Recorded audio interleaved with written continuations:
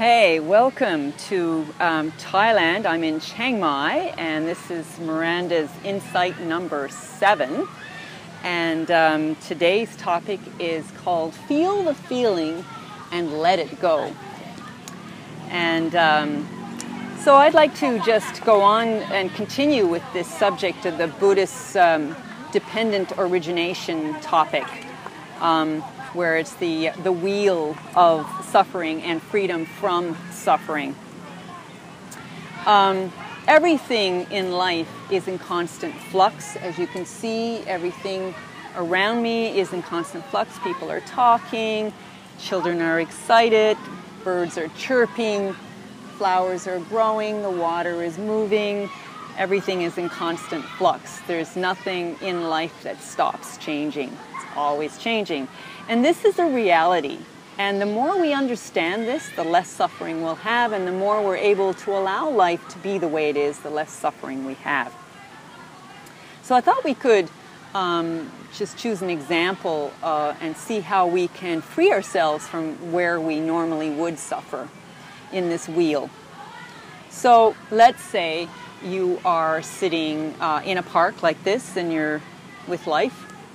Or you are sitting in a cafe, and there's lots of life in cafes, or anywhere else in life. You're sitting, and you open up your phone, and you start to scroll down through your emails, and you open up an email, and an email is from somebody, maybe somebody close, whoever. And as you're reading it, your mind, so your senses are in contact with the words in the email, and you're reading and interpreting the meaning of the email. So this is contact, eyes, mind, making an interpretation. And usually, immediately, there's a feeling that comes with this contact. Now, if you're really, really sharp and you're slow everything down, you might be able to catch it before the feeling comes. And that would be just that whatever you're reading is part of life. There's nothing to change. You are full acceptance of everything that is.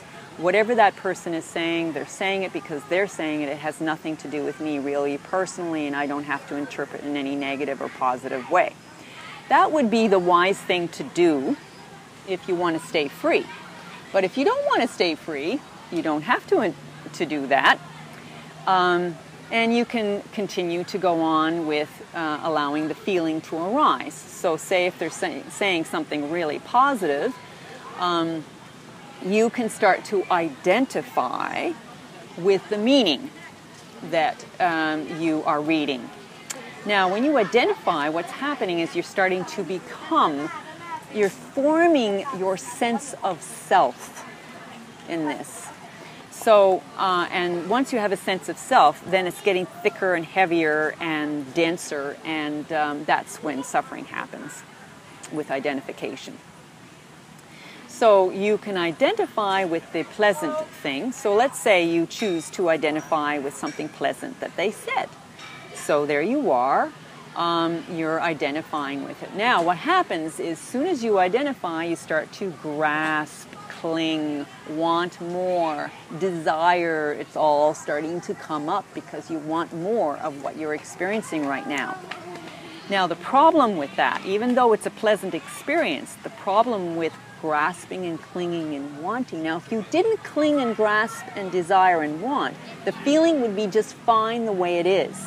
You can have that experience, and if you didn't attach, then you won't suffer. But the moment you start to go into attaching, clinging, desiring, hankering, that's when the suffering will happen. And you'll start to want more. Now, the problem is you'll want, but life is such that it doesn't always live up to your expectation. So you'll be wanting something, but life has another agenda on the go. And it's not going to go your way. And trust me, it's not. It's very rare that it will. And even if it did, it's not the way you really want it. So we're better off, if we want to be free of suffering, to not identify. Okay. So, because it's going to turn out different than the way you want it, and then you're going to suffer. So you already set yourself up for suffering. Okay, let's say you have decided to suffer, and you don't like what that person is saying in the email. If you don't like what they're saying, then you can suffer this way. You can shorten your breath. You can identify, let that identification grow stronger, get more attached and identified, and then you can go into resisting and rejecting, not liking what you hear that person say. And then that in itself is a denial of the way life is showing up for you. Now, you could not suffer by simply just, again, the same thing as before. Let's say that person is just saying what they're saying. It has nothing to do with me. This is their opinion. I'm me. They don't know me. I am who I am. Nobody knows exactly who I am. So that's a definite way to stay free of the suffering before the feeling comes. But if the feeling comes, then you can go with the feeling and start to reject and resist, and then allow your mind, so you're starting to grow a sense of self. You can let your mind make a bigger meaning out of it, and then get into I'm right, and they're wrong, and get righteous about it. You can feed this negative feeling that you have inside of yourself, and guaranteed you will suffer some more. And that's the recipe for suffering. All right, let's say you don't want to suffer. Okay, so let's take the same scenario, and we're not going to suffer now. So there you are, you're reading the email, and it's something pleasant. What you do is you put the email aside, you turn it off, give yourself some distance from what you're reading, and say you already have a feeling, like you missed that point of putting it down. Now the feeling is there. Now let's say it's a pleasant experience.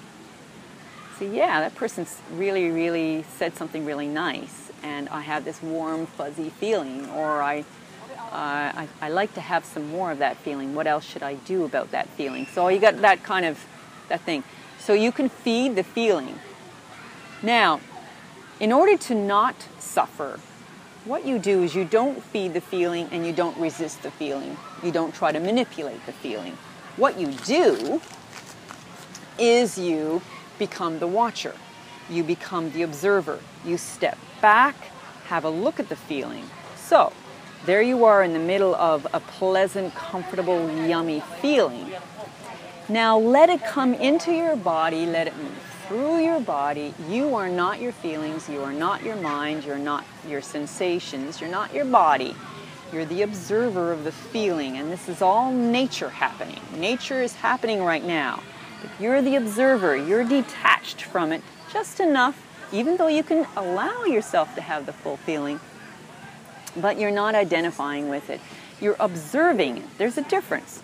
Identification means you're going towards the feeling and clinging or resisting, or observing just means that there's a bit of a distance, but you're able to fully be in the whole presence of it, but not get sticky, gluey. So now you're observing this feeling and watching life go through its flux and not getting stuck anywhere along that, with your long breath in and your long breath out.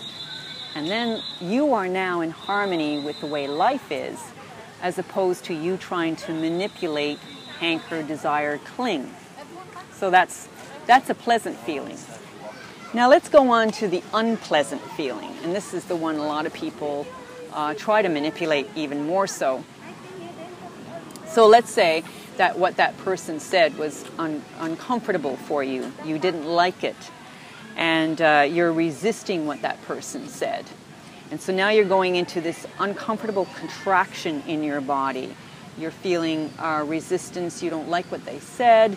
And you're probably going into, I'm right and they're wrong and you're being righteous. Let's say something like that's happening. So your sense of self is growing really, really strong. You're feeling it tremendously. And you want to manipulate that feeling because you don't like it. Okay, so the first thing you do, if you don't want to suffer, is you put that email down, create some distance, take a deep breath in, and take a deep breath out, and bring your attention back to the feeling and let it move through your body like life moves through life. Everything goes through a process, but you're the observer. You're observing the feeling move through your body, through your mind, through your senses, but you are not reacting to it. You're not thinking you have to do something about it. You're allowing life to be the way life is, in the form of this feeling, in the form of this sensation. And then relax into it. Remain the observer and identify as life as opposed to I must change the way this is. And that's it. This is the recipe for non-suffering.